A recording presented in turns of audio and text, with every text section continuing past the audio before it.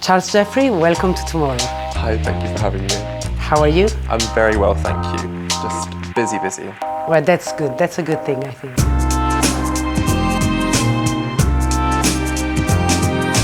So let's put this into context. You've now designed a new collection to be presenting soon, and you've lived, as everybody else, into strange times. So my first question would be, are you worried about the future of fashion? Do you think the system is going to change? What is your feeling about this whole crisis and the fashion industry? I feel really positive about what might happen with the industry, because I just think it was kind of going in a direction which was going to eat itself anyway. It was going way too fast. Like, designers were expected to always have 4 collections ready a year. And, we were even feeling the pressure. We were only doing 2, but we were doing extra drops, and we were kind of trying to contend with, our contemporaries, and, always just trying to kind of get up on each other. And I think it was really important for this to happen to a certain extent, because, things did need to change. And I feel like now having this opportunity for us to kind of think, I think it can't go back to how it was before. And I think that people will hopefully start putting things into place, on a creative level as well as a sort of logistical level, which might actually make some change and make other people follow. So do you think fewer collections a year? I think so. I think the idea of maybe doing 2 is sustainable, obviously, to do with the seasons, but I think it's also to do with the way that it's delivered as well. Like how, maybe having a collection celebrated or put into a show as it's in the stores, and kind of allowing for that, I guess, hype factor to last, maybe, and maybe moving menswear into the women's schedule, or I think it's women's wear into the men's schedule, so that kind of works a lot better for manufacturing.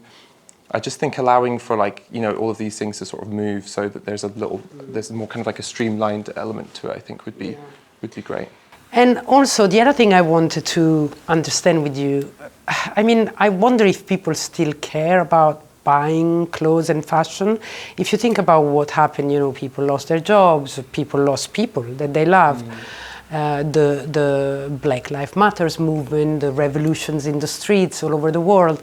So what's the meaning of fashion in all of this, and how do you think the activism through fashion is more and more important, or what do you plan to do?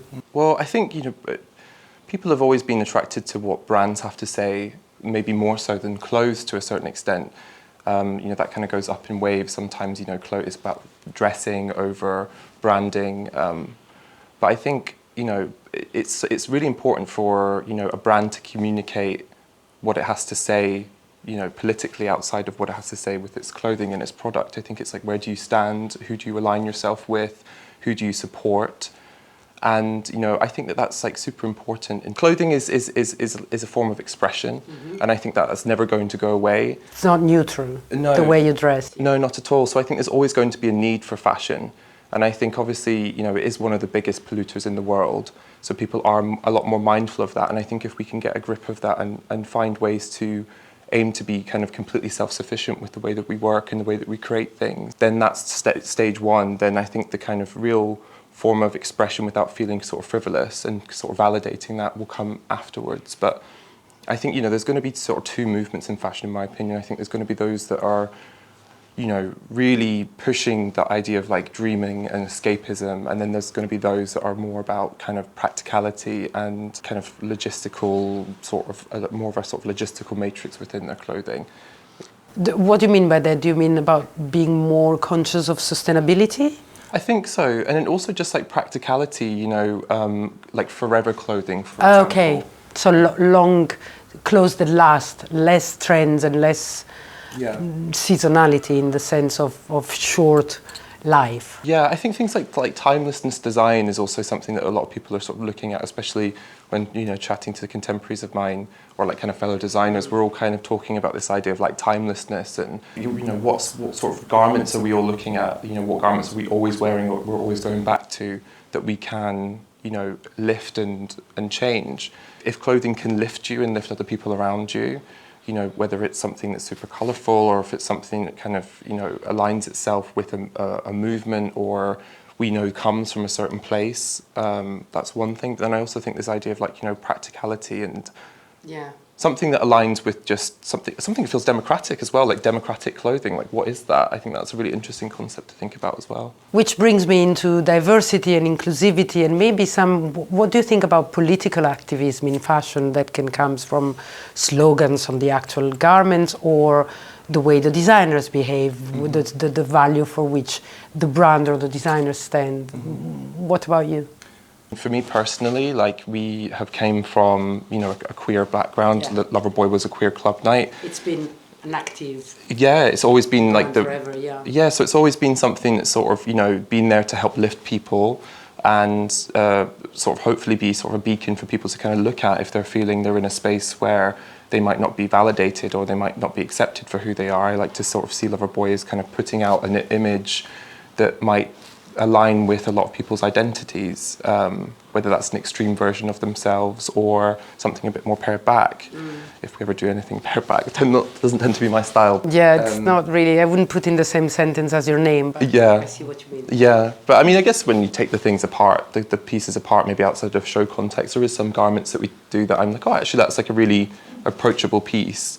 But then again, that's my, you know, maybe my taste for approachable is different. But with regards to in terms of like the activism, I'm feeling, and it's not, I wouldn't say it's like a pressure, I just feel like a sort of a duty to always be sharing stories from my community, especially, you know, with regards to, you know, Black trans lives. You know, those are the most compromised at the moment. And, you know, recently I lost a model that worked for me before, Ellie, and it was a very, very harsh reminder of the fact that that is still something that we have to put our energy into and to look at how we can support outside of just sharing stories. Like, what can brands do to put pressure on policies? You know, what can brands do? Because we have a platform. I think we are taste makers, we're arbiters of style and taste, whether we like it or not. And with that comes a responsibility in messaging of what we do. So I think the world at the moment isn't taking any